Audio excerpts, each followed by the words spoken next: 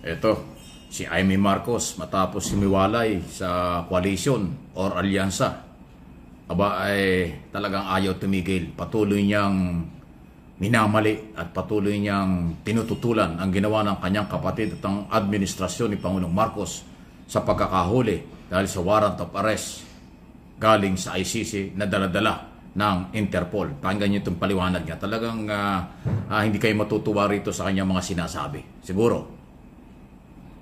Naman ni Secretary Boying Remulla, talagang nagbago. Tinatanong ko kung kailan nagbago at bakit nagbago at ano yung pagbabago. Sabi niya lahat naman tayo habang tumatanda, natututo at nagbabago ang isipan. Yun lang ang pinaliwanag niya. Pero maliwanag na naroon ng pagbabago. Kaya nga, may nagsasabi na yung Interpol bawal sa kanila mag-issue ng red notice pagkat may duda sila na political. Kaya ang pinalabas lamang nila ay yung diffusion para hindi sila sumabit kasi pinagbabawal ng sariling na konklusyon ng Interpol kapag political. Ayan, no? Kita niyo yung mga pahaliwanag ni, walang kamalamalasakit sa kanyang kapatid. Pati mga cabinet secretary niya ni Pangulong Marcos ay yan ang kanyang treatment. Alam mo, Aimee, gumising na ka na kasi. Natutulog ka ba? Ito, pakinggan mo. Aking opinion at analysis. Sumobra na ang paninira. Buhay na ang nakataya kay Pangulong Marcos na iyong kapatid. Siguro enough na ipatupad talaga yung batas, Republic Act 9851. Para ipatupad ang warrant of arrest na ini-issue ng ICC at ipinatupad ng Interpol. Ano ba, Aimee? Hindi mo ba alam yung mga pagmumura, panlalait, pamimersonal ng mga Duterte kay Pangulong Marcos na iyong kapatid? Ang nasasaktan dyan hindi lang si Pangulong Marcos.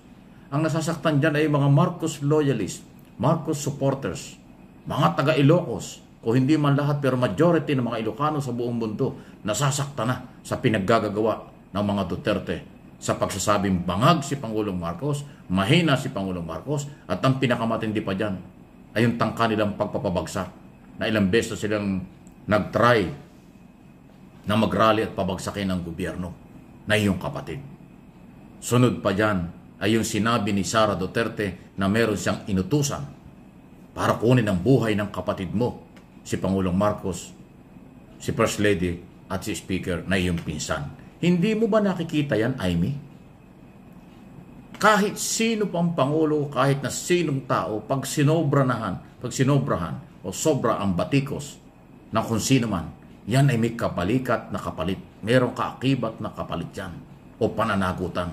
At ang tamang pananagutan ipatupad ang Republic Act 9851 para arestuhin, makipag-coordinate sa Interpol ang Philippine government.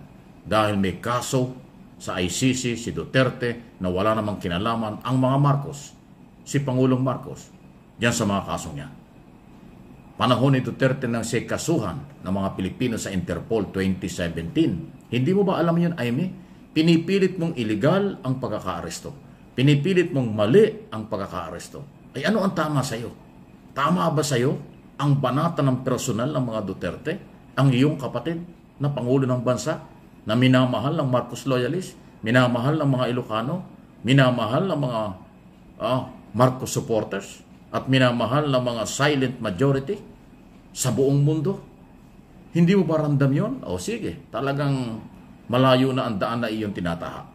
Alam niyo po, sa totoo lang, hindi natin talaga maintindihan kung ano ba talaga pinaglalaban itong si Amy Marcos. Hindi talaga natin alam kung ano ba ang talagang nasa puso't isipan niya. Dahil lahat po ng Pilipino na mga kumbaga updated sa mga nangyayari po sa mundo ng politika ay confused na confused. Gulong-gulo po sila sa kung ano ba talaga ang gusto na mangyari nitong si Amy Marcos. At ito po ay hindi po nagkakaroon ng personal gain para sa kanya. Bagkus, sinisira pa niya ang kanyang sarili at para niya na rin sinabi sa ating mga kababayan na huwag na siyang iboto sa darating na eleksyon. Kaya nga po ito, katulad nito, si Salsal Panelo po ngayon ay merong hamon sa kanya. Panoorin po ninyo. Oh, Senadora, kung gusto mo akong maniwala sa'yo, yung ginagawa mo, demanda mo. Ikaw mismo magdemanda ka dun sa mga pulis na lumabag na batas. Number 1. Number 2, kung talagang mali ang ginawa ng gobyernong ito at ang puno ng gobyerno ay ang iyong kapatid, maghain ka ng impeachment laban sa kapatid mo kapag yan ay culpable violation of the Constitution. O yun, ang hamon ko sa kanya. Diba, kita nyo kung ano-ano tuloy ang mga nasasabi ng mga pro Duterte dito kay Amy. O ngayon, Amy Marcos, kung talagang merong mali si PBBM, gawin mo nga yung hamon nitong si Salsal Panelo. Diba kasi kung totoo meron po, ito talaga, katotohanan to. Kung meron talagang nilabag na batas sila General Torre, kung meron talagang nalabag na batas ang mga humuli kaya Digong, yung mga ahensya ng gobyerno na nagtulungan para o nagplano para po maging kumbaga maisakatuparan ang pagpapadala kay Digong doon sa The Hague sa Netherlands. 'Di ba? Bakit wala pang nagkakaso? Bakit ultimo mga pro Duterte wala silang naisasampang demanda samantalang sila po ang mga pinakamaiingay pagdating po sa ganitong sitwasyon. Sila ang mga dapat na nangunguna sa pagsasampa ng demanda. Ngayon, nagagamit ang isyong ito na pinapalabas ni Amy Marcos, nagagamit po ng mga DDS at nitong si Salsal Panelo para po, 'di ba, pagsabungin sila lalo na magkapatid. Wrong move, Senator Amy. Hindi ka makikinabang, hindi makikinabang si PBBM, hindi makikinabang ang sambayanang Pilipino sa ginagawa mo. Ginugulo mo lang lalo. Yung sinasabi mo na gusto mo lamang gumitna, hindi pwede. Alam natin yan, hindi ka pwedeng gumitna. Alam natin yan. Hindi ka pwedeng gumitna na ikaw ay magiging tulay para maging magkaroon ng pagkakabati-bati at magkakasundo ang mga magkabilang panig. Malabo ka dyan, Amy Marcos. Malabo ka dyan. Hindi mo kaya yan. Hindi mo kaya yan. Walang tao na kayang pagkasunduin ngayon ang dilaw at ang berde. Wala. Hindi mo kaya yan. Tigilan mo. Nahihibang ka na. At dahil dyan sa ginagawa mo, Amy, bigyan kita ng feedback. Halos lahat ng social media, mga Facebook, mga YouTube, mga TikTok, o kung ano man platform, nababasa mo ba mga comment? Galit sa'yo. Kakaunti ang pabor sa'yo. Nagrally ka nung isang araw, nagmotorcade ka, di ba nakita mo, nilangaw na ang rally mo. Ibig sabihin, galit na ang tao sa'yo. Yung mga Marcos supporters, galit na sa'yo. Ang mga DDS o yung Duterte supporters, ayaw din naman sa'yo. Saan ka pupulutin? Ngayon, sinasabi niya ni Amy, hindi na daw niya inaasikaso yung kampanya, ang concentration daw niya ay tungkol sa pagkaka-aresto. Hindi makamove on ang lola niyo. Nandun na si Duterte, nagpasalamat na ang ICC sa Philippine government under President Marcos dahil sa pagtulong sa kanila na mahuli at na-surrender nga sa kanila si Duterte. Kung yung ICC nagpasalamat, tinanggap na nila na merong warrant of arrest, tinanggap nila tama yung pag-aresto. Bakit naman ikaw na kapatid, na nakakatandang kapatid ng ating Pangulo, puro ka kontra? Ano ang gusto mong palabasin? Amy, nagtatanong lang ang channel na ito. Kasi ang channel na ito from day one ay tumutulong kay Pangulong Marcos. Ang channel na ito ay voluntaryong tumutulong sa gobyerno dahil Pilipino ako. Pilipino ang may-ari ng channel na ito. Yun ang aking pinaninindigan. Bakit naman ikaw nakadugo ng Pangulo, kapatid ng Pangulo? Bakit puro pagtutol? Ngayon, humiwalay ka na sa kanyang partido. O anong ibig sabihin? Magiging oposisyon ka na? Good luck. Tingnan natin kung saan ka pupulutin sa eleksyon. After election, kung saan. Kung hindi mo nararamdaman, magbasa ka ng mga comments sa social media, sa radyo at telebisyon, lahat ng klaseng social media, malaking porsyento ayaw sa'yo. Buong mundo hindi natutuwa sa'yo. Kung meron man, kakaunti yan. Tandaan nyo. Ayan po ang aking observation.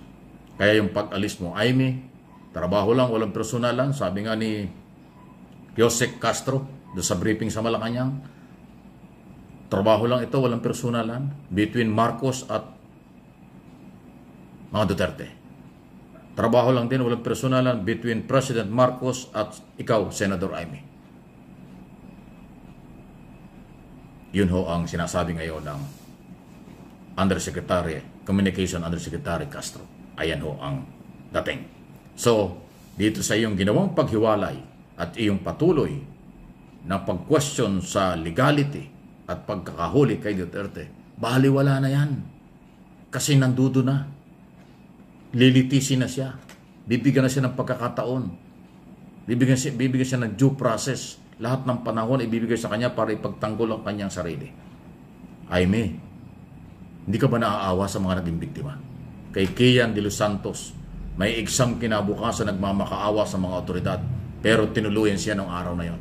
Hindi binigyan ng panibagong buhay kahit wala namang kasalanan. Minor de edad yun, Jaime. At marami pang mga biktima ng ligaw na bala. Napagkamalan lang. Wala kang awa doon. Di ba nanay ka rin, Jaime? Lola ka na siguro eh. Dapat alam mo ang kalagayan ng mahirap. Dapat alam mo ang kalagayan ng biktima. Bakit ang inaalam mo ang kalagayan ni Duterte? Masyadong defensive ka in favor of Duterte. Why? Senador ka ng Republika hanggang June 30. Malamang hanggang June 30 ka na lang maging senador. Kung ganyan, kasi hindi nararamdaman, hindi nakikita ang iyong totoong malasakit kay Pangulong Marcos. Hindi rin naramdaman ng mga botanteng Pilipino ang malasakit mo sa kawawang mga biktima. Ang malasakit mo lang ay kay Duterte lang, sa mga Duterte lang, na hindi rin naman tinatanggap yan ng mga Duterte supporters kasi wala nang tiwala sa iyo. Iso lang, analysis lang, opinion lang, walang personalan, yan ang totoo. Please like and share ng ating video. Ito nga si Jaime Marcos ay mas iniisip pa ang nag-iisang tao na siya nga gumawa ng napakadelikadong utos, kaya po nagkaroon ng nasa 30,000 na gurguran o nagurgur dito po sa ating bansa. Mas pinipili ni Jaime Marcos yung isang tao kaysa po doon sa 30,000 na mga nagurgur noong panahon ng termino ni Digong at nagkaroon po ng mga EJK. Dahil yung mga ibang mga lespo ay gustong makakota para makakuha ng reward. Hindi naaawa si Jaime Marcos sa mga naging biktima. Walang pakialam yan dyan. Ang pakialam niya ay kay Digong, kay Sara. Hindi natin malaman kung ano ba pinalamon dyan ni Digong sa babaeng yan. Kaya kulang na lang, talagang himo din ang tumbong ni Digong hanggang doon sa dahig. Kaya nga sabi ko sa aking vlog kahapon, bakit hindi ka pumunta sa dahig at ikaw ang magpalit ng diaper ni Digong? Ikaw ang tagaluto. Ikaw ang taga-subo. Ikaw ang tagahugas ng puwet niya. Bakit hindi mo gawin yan kung talagang ikay alalang-alala kay Digong? Puro ka kaartehan.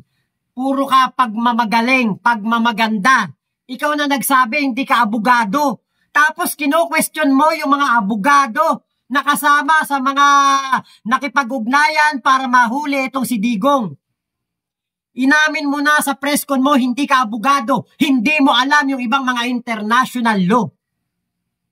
Pero Jaime Marcos, ang mga nagsasalita at mga nagpapatunay na walang nalabag na karapatang pantao ni Digong, nasunod ang due process sa paghuli kay Digong, mga abogado at IICC accredited pa, katulad ni Attorney Butuyan. At ang isa, naging Supreme Court Justice pa, si Justice Carpio. Tapos yung isang magaling na abogado, si si Mr. si Attorney na lagi ring nai-interview sa iba't ibang istasyon. Napakagaling din ng kanyang mga paliwanag.